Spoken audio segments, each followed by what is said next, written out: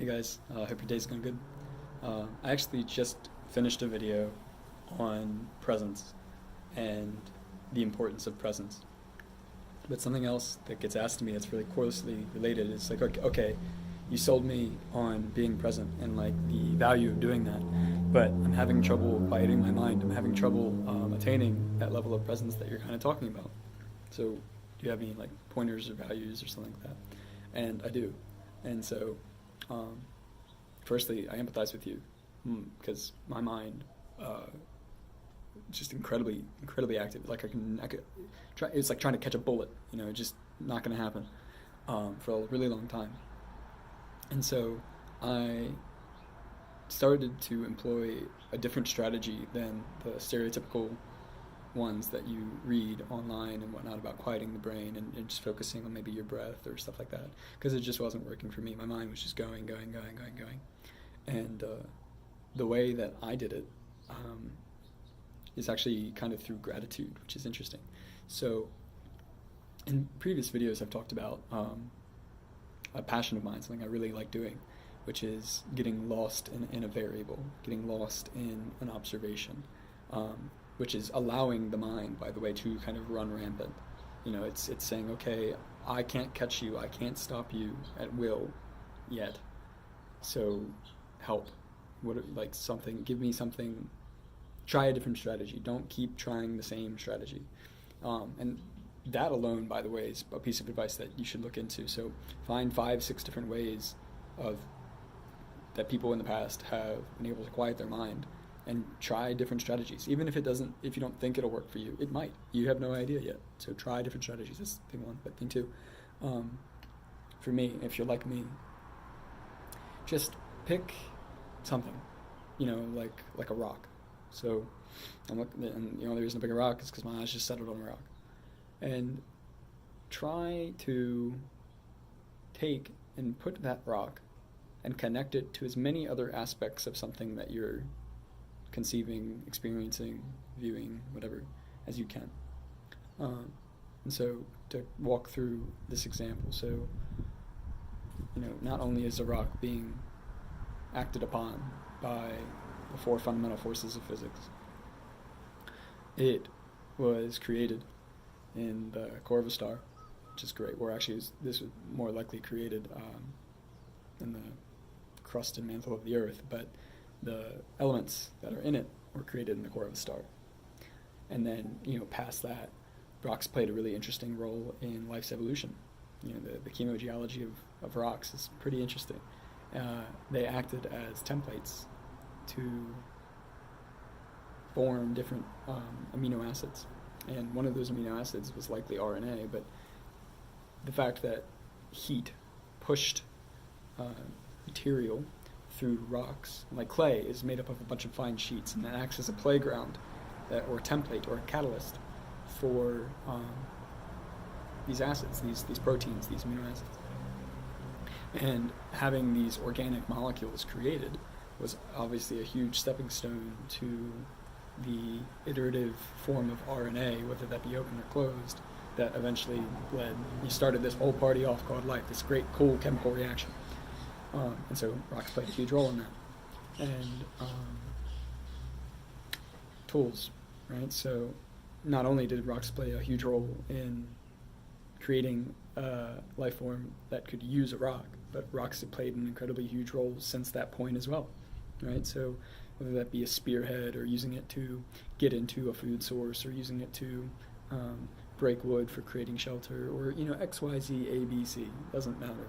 The point is, you take any aspect of something that you're experiencing, whether that be the breeze in your face or the thoughts running through your brain, and start educating yourself about it if you don't know anything about it, or choose something different. And if you do know a lot about it, try to connect it with as many different tendrils, as many different ways as you can to your experience. And the goal should be to hit the points you don't know. Because after you start hitting those points, after you create awareness of the shroud of the unknown that wraps what you know, right?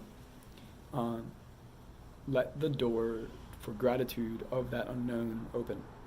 right? So don't be scared of it. Don't beat yourself up like, oh, I should know this, because you're never going to know everything, like it's an impossible game. So that shroud of the unknown is always going to be there, no matter how many variables you can keep in mind. And by allowing your awareness to drift to that which you don't know, to which you don't understand.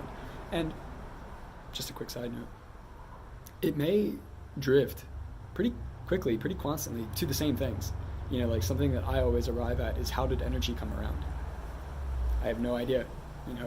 We can rewind time back to like, what is it, gluon plasma, right? And that was the shortly after the Big Bang, when so much energy was in one localized point, it couldn't coalesce itself to mass. It was just too energetic to keep form or anything.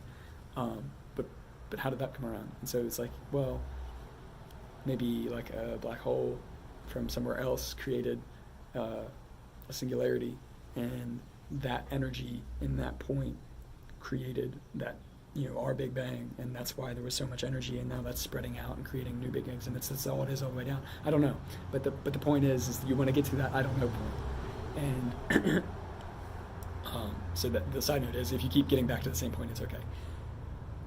Once you're at that point, become grateful for it, because that's providing the playground for what you do understand, for the moment that you can put yourself in, and let that gratitude manifest in a way where you're almost bewilderedly thankful, where you're just sitting there like, damn, like, wow, like that's, and just try to behold it, and that will quiet your mind, because your mind doesn't have anywhere to go from that point.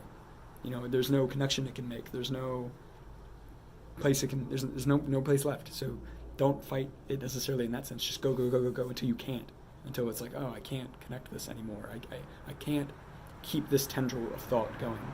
And that type of gratitude, that kind of bewildered amazement, is a way for you to know where the goalpost of a quiet mind is, where you're just sitting there, just thankful, or bewildered or amazed.